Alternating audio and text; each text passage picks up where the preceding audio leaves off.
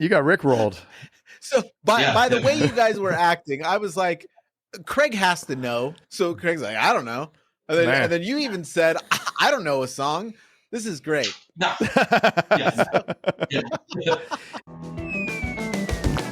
Buckle up. It's the Insurance Dudes podcast. I'm Ricky the Realtor, and I'm one of the insurance dudes. Woo! Boom. Boom. Boom. Oh, okay. We are in. Your boom always clips. That's what he said. Yep. Let's dive in. We got Ricky here. Super exciting. Realtor. Ricky Murphy. Yeah. Ricky Murphy. Man, I'm stoked. I'm glad to be talking to you guys. From Mississippi, MISSISSIPPI. Yes, and if you noticed, I said you guys instead of y'all because y'all is what I say. But well, you could be fixing to say y'all. You can, fix it. You know, I didn't realize I had a very southern accent until I spent some time in Idaho, and I said y'all to the first person, and then I got put in my place. Well, what were you doing in Idaho? It was another life, just a whole nother industry that I was working in prior to real estate. And I spent 2 months out there, and it was a long 2 months. It was?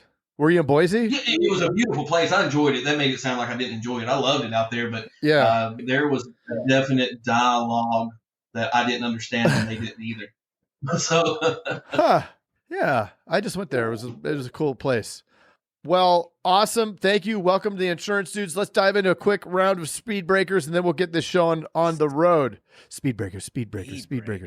We don't have the, thanks to Jason messing up the technology, we no longer have the sound effects for now. I gave it a virus. He did. I don't think it's the COVIDs, but it's nope, something. It's not, luckily. So here we go. Are you ready, Ricky? I'm ready. Have you ever had a mullet? No. First crush? Stacy Stallings, first grade. Most embarrassing thing your mom ever caught you doing? Oh, man, there's a ton of those. Probably, probably letting my sister practice her makeup skills on me. Ooh. Because I'm a great brother, hey, but it was still embarrassing. I would have never said yes to that, to my sister. So good for you. That was nice of you. Fastest speed ever driven? 119, and it could have done more, and I got scared. Yeah, it starts coming by pretty quick at that point. Yeah, I had a Firebird, and I wanted to see what it could do. And when it started kind of fishtailing behind me, I'm like, okay, that's enough. That's it. Okay, enough. Favorite cereal? Frosted Flakes. How many kids? 5. Have you made cry? Sorry, please wait for the... well, all of those, yeah. Perfect. Count Chocula or Count Dracula? Same answer. Let's go Dracula. Yeah, he's a good one. And what was your fastest mile? Oh, man, I'm overweight, not very athletic. Probably like 14. That's good. Minutes, you've done it. Hours. Ever jumped out of an airplane? I have. I've got a picture somewhere in here of that. Holy moly. I heard that it's scarier, the plane ride up, than it is actually jumping out. Like you want to jump out by the time it's time. So the one instruction they didn't give us is that you can't, when you have that moment of panic, you're always told your entire life, take a deep breath. Well, you can't. Air's rushing at you, so you can't take a deep breath. And so there was like this 45 seconds where you felt like you were underwater. But whenever they pulled the parachute, it was the most amazing ride ever. But there's like this 50 seconds where I'm like, I can't breathe. The free fall is just pretty gnarly, huh? Oh, it's insane. But it's not like is it true? Like you can't really tell? Like you don't really even know that you're falling because there's no perspective, no, and right? There's a lot of like spins and rotation and all this kind of stuff. So you're not focused on how quickly that's coming at you. Yeah. And I look like a complete dork. We paid the extra to have a video done because, I'm never doing that again. So I want proof. And like, he told us to get like thumbs up and all this stuff. And I'm doing all this weird stuff with my hands. And I look like a dork, but love it. You did it. Yeah. There's no looking like a dork when you're like falling in space. It's okay. It's okay. Nuts. How about best dinosaur? Best dinosaur. I'm going to go with T-Rex just because we always make fun of that at our house with the hands, and my wife kind of has short arms and we make fun of that. So I'm going to go with that, and maybe she never hears this. Yes. You make fun of your wife as a T-Rex with short arms? She makes fun of herself, and then when I jump on the bandwagon, then I get in trouble for making the same joke she did. Of course. I was going to say, yes. There's the double standard. Favorite flavor? Favorite flavor? Let's go with, I'm a strawberry guy. There you go. Dogs or cats? There's only one correct answer. Dogs. Yes, correct. Tacos or burritos?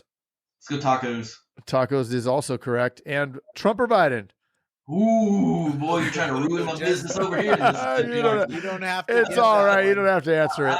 I am non-committal there. That's right. It's whoever you're talking to likes. I will sell a house to either side of the aisle. Well, congratulations. You made it through successful round of speed breakers. Mr. Jason. There's one last question, which is, what was the first concert you ever went to? And was it in Mississippi? So super embarrassing. I had an opportunity for my first concert to be Rod Stewart, to which I said, nah, I don't want to do that. And so in Tupelo, Mississippi, with all 33,000 of us, there was a Ricky Van Shelton concert that I said yes to, but not Rod Stewart. I regret that decision. Man. Yeah. There was a... But I get asked this question, what was your first concert? And I can't say something like Rod Stewart got Ricky Van Shelton. That's all right. Which is fine. Who's Ricky Van Shelton? Yeah, I mean, it was still good. It's just very stereotypical Mississippi. Well, perfect. Nice. I don't even know who that is. I don't either. I want to know. Well, Ricky Van Shelton? Yeah. Yeah, you may have to Google that. I couldn't tell you a song. I was young. It was my dad. That's even better. Rod Stewart. I was like, that doesn't sound cool. But everybody that was going to the Ricky Van Shelton was like buddies. And I'm like, okay, I'll go. You got rickrolled. So by the way you guys were acting, I was like, Craig has to know. So Craig's like, I don't know. And then you even said, I don't know a song. This is great. No. Yeah. If you do know, he's like a member of the Grand Ole Opry, and he may even be like in the hall of whatever country music is, and I don't really know his music. Huh. Well, there you go. Love it. So take us from Ricky Van Shelton and the missed Rod Stewart opportunity into now. How did you become Ricky the Realtor? And give us those details. Yeah, so Ricky the Realtor, it came out of a necessity, really. I didn't know anything about real estate. I'd never really thought about it, studied it. It wasn't on my radar. But I was working, when I made jokes earlier about Idaho and it was another life, another industry, I was in the restaurant business. And so corporate level stuff, I was working for places like Chick-fil-A and Chili's and Cracker Barrel and that sort of thing, and was doing really well. I mean, I was making tons of money, but one of the questions was, how many kids you got? 5. I'm married. I've got 5 kids. When you work in the restaurant business, that's just super tough. I mean, you cannot carry on a life. And so it just got to a point where all I was doing was living in the restaurant. And I'm like, there's got to be more than this. And so there was an advertisement for a local real estate agent that was looking for an office manager, which was a good bit of what I did as a restaurant person. I'm like, I can run an office. That's no big deal. Went to work for her. She was a super high producing real estate agent. It was great to be able to learn from her. Eventually, she moved from this location, from this market into another one. And I was kind of given the choice to continue on her business or start my own. And I decided, well, let's see what this looks like doing my own thing here. I think I've learned enough. But that's how Ricky the Realtor was born. I love it.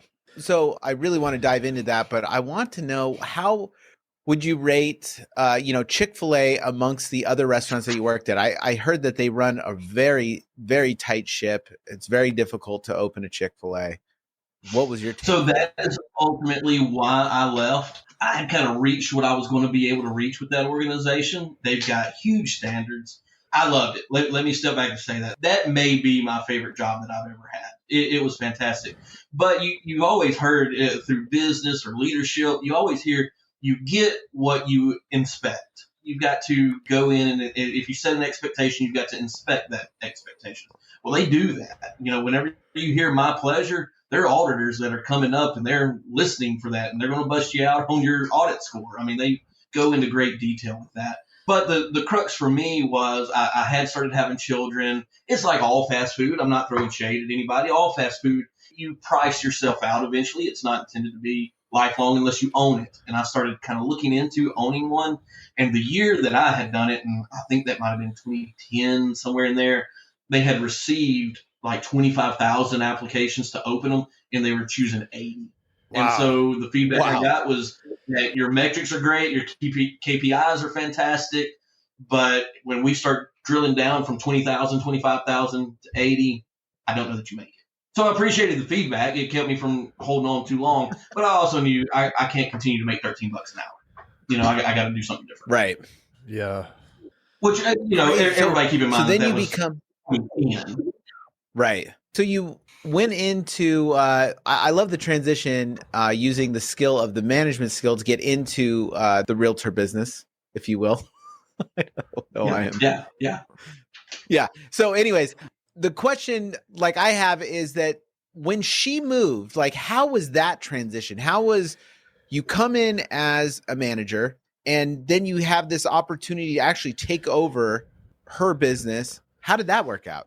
So there's several details in there that I kind of skipped over just getting to the story. But while I was working for it, went ahead and got licensed. If people don't know, there are certain things that a licensed and an unlicensed can do for you or can help you with. And I had my hands tied a lot of times. I knew the answer. I knew how to help you, but because of license law and that kind of thing, I couldn't. So went ahead and got licensed so that I could be a better help for her. So now I've got my license. She starts talking about splits and the way money is going to flow and that sort of thing. And so then that starts to get awkward a little bit when someone is going to be somewhere else. You can't rely on them anymore. You realize you're going to be the only one doing things. So you start thinking about, man, if I could just keep that much money instead of taking 35% of it, if I got 100% of it, what does that look like?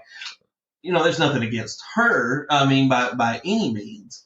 That's a decision that I had to make for myself, but it was terrifying. I'll just be honest. For me, I had always worked a job where I clock in, I clock out, I get a check on Friday, they take the taxes out, I don't deal with it, that's my money.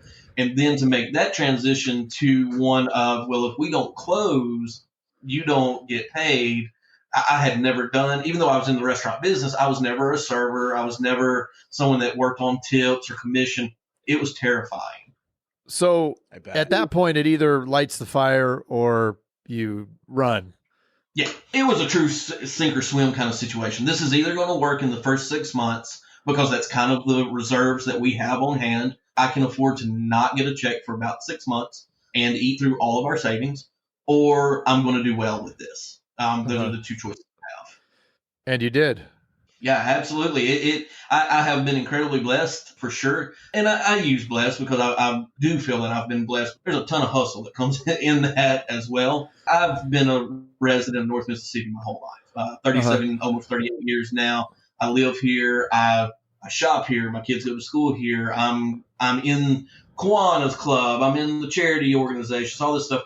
So I didn't intentionally start pouring into the community to build a business, but because I had spent several years pouring into the community, when I did start my business, I almost had a ready-made sphere that was bigger than most people start with. And that was the seed that kind of started everything, was interacting with the community to drive traffic, if you will, into your business?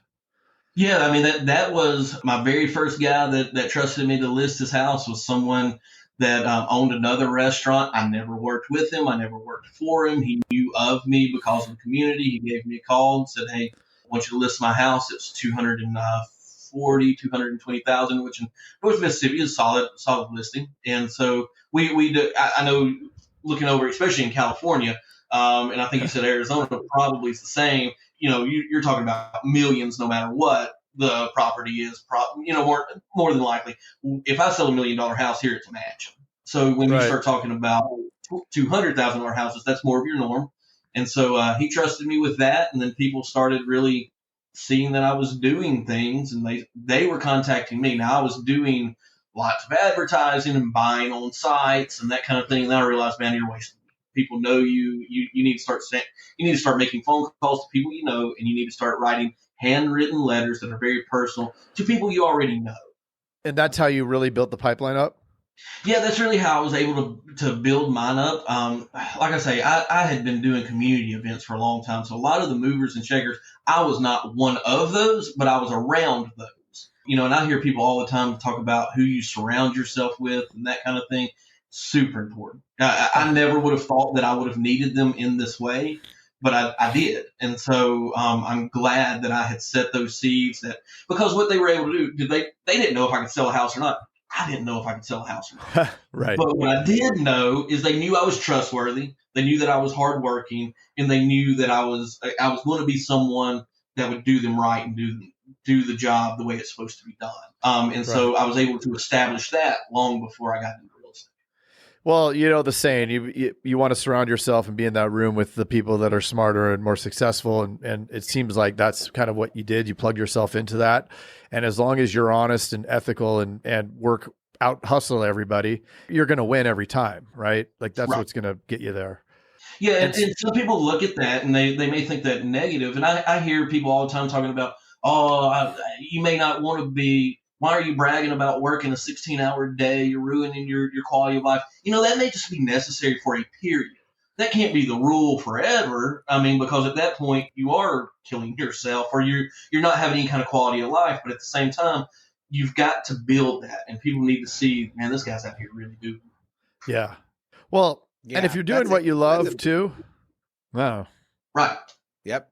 Yeah, that's an interesting conversation because everybody talks about hustling and stuff like that. And it's like, well, it's very important. And it is important to do it in the right season. And it's definitely important. There's sometimes that you got to jump on opportunities, and opportunities are very limited in time, and take those opportunities. And I think that that's where you can get that reputation to hustle. When there's a time that you need to put in the extra time, do you show up? And the other times, we just went through and I think most of the country went through a period where, and it still is a hot market, but I mean, it was just insane. Well, we had booked a trip to go out of the country. Well, I pushed that back. I need to be here now. This is where we are now. We still took the trip. We didn't cancel it, but we did move it because it just seemed like a more appropriate time. So to your point, it's in a season and it's in a place, but it can't be what you do forever. But don't be afraid. It's okay to have to work long hours and go home tired. Right. Yeah, I 100% agree. So, Ricky, do you work with insurance dudes out there to refer business, or what kind of interaction do you have with your insurance agents? To be continue. Hey, Jason. Yes, Mr. Craig. That was another awesome episode, wasn't it? Mm-hmm. Well, if people want to get a little bit more action and learn how to write $100,000 in premium off of even the worst internet leads, where could they go? They can go to live.teledudes.com. Ooh, that sounds exciting. Are we going to be there? Yes. It's a weekly call that we're doing right now it's live, and it will show you the process. The entire process is super awesome. I love it. Let's do it. Let's do it. Sign up right now, live.teledudes.com. Live.teledudes.com. That's live.teledudes.com. Hey, Craig, there's a new community that we are starting that I cannot wait to tell everybody about. It is our live texting community where you and I are going to answer people's questions and give them free content, right? Are you kidding me? We get to talk to them? Yeah, which is awesome, but they have to opt in. They have to text us at 520-214-2219. That's 520-214-2219. Nice. Craig, are you going to respond to these texts? I'm going to respond to them for sure. Live. I'm into it too. It's going to be awesome. And it's going to be our new texting community where we're going to get back to everybody that we can and drop some crazy content, free content, and free the calculator that you just came up with. Mm. That's right. The calling calculator. sales material. I mean, everything for insurance agents. This is it. It's the best texting community out there for insurance agents. Well, what the heck is that number again? I can't remember it. It's 520-214-2219. That's Okay. 520-214-2219. I love it. I'm going to text it right now. 520-214-2219. All right. I'll see you later, Mr. Jason. Bye, Mr. Craig. Wait, do they even listen to this on the radio anymore? I love it. I love it. Nice. All right.